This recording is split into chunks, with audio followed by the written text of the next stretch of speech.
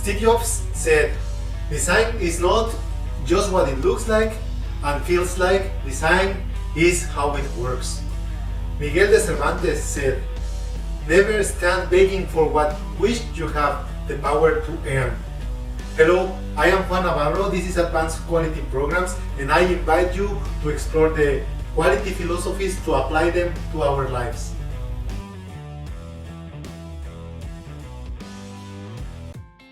Today we are going to talk about design review. Design review should be understood as a documented, detailed, and systematic revision of a design.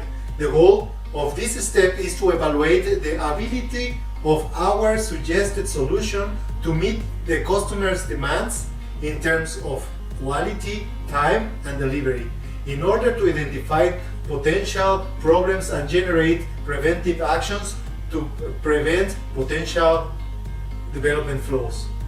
This step is also known as technical review.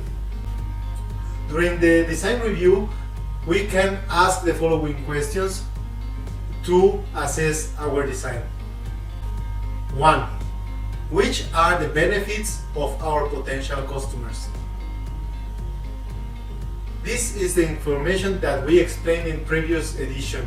It comes from the market and it is found in the specification of requirements. 2. Which are the results of the development?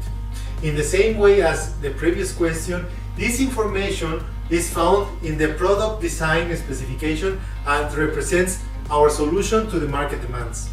The design specification should contain, by this point, all drawings, models, calculations, and safety factors mandatory for the standard requirements. 3. Which are the testing methods? A robust design must be supported by the definition of test results and methods. Let's suppose that we have developed a body part.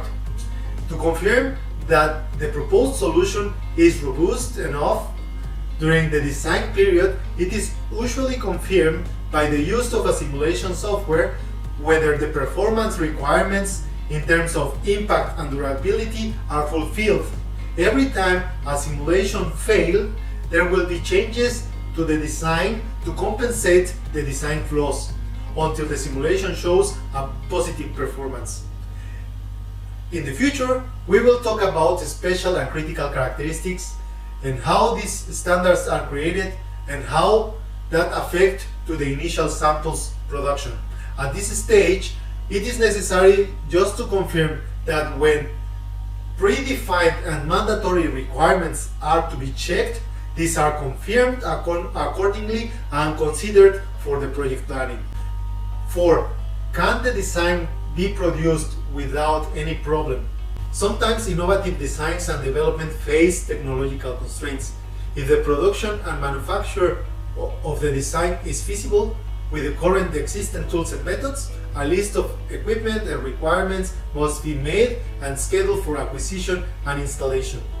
In case new tools and methods needed to be developed and created, a team of experts need to be involved to solve the technological and manufacturing constraints. 5. Are there rules and regulations to comply with? For any new design, must be confirmed that the proposed solution complies with the rules and regulations of the industry, government, and market that it is intended to. An example of this is the demand of controlling the emissions and the environmental protection for any new development in the industry. Number 6. Are there documents necessary for the planning of the project available? While creating the requirements and design specifications, was requested a list of the necessary documentation and paperwork for the project to start. In this step, this list is reviewed again to confirm that all this information is available and can be reviewed at any time. It is at this phase of the project that a folder is created to document the progress and to create a file where all the important documents will be stored.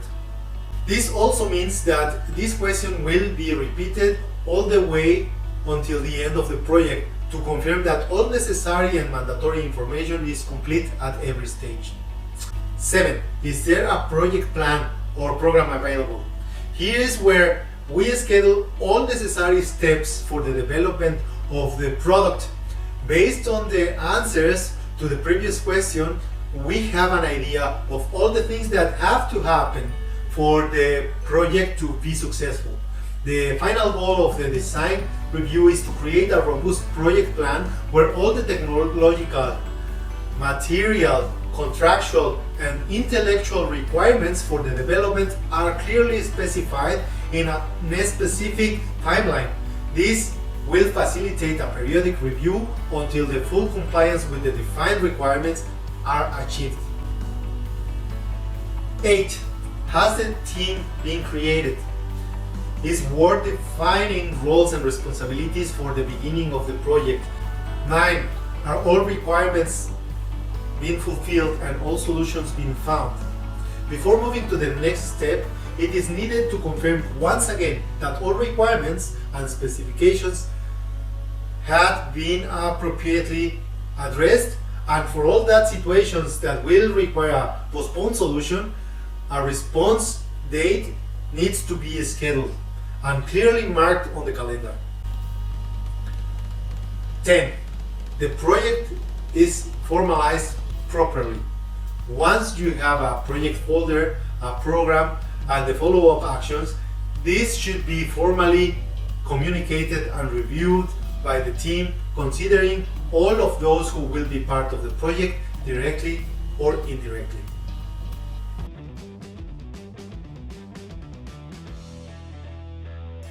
This was all for this edition. I will appreciate all your comments and your subscription to the channel. If you enjoyed the video, just hit like, and I leave you with a quote from Marcus Aurelius. Look back over the past with its changing empires that rose and fell, and you can foresee the future too. Don't forget to hit the bell, and see you next week.